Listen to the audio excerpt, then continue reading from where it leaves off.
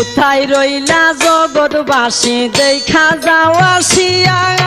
বাংলাদেশকে বন্যার পানি নিতেছে বাসায়া ঘরে পানি বাইরে পানি বাঁচিব খই গিয়া বন্ধু হে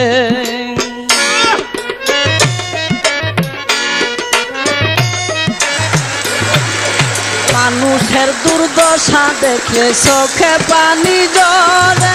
কি গজা পাতাইল আল্লাহ বাংলার ভিতরে হাহাকার পড়িয়া গেছে গ্রামের ঘরে ঘরে বন্ধু হে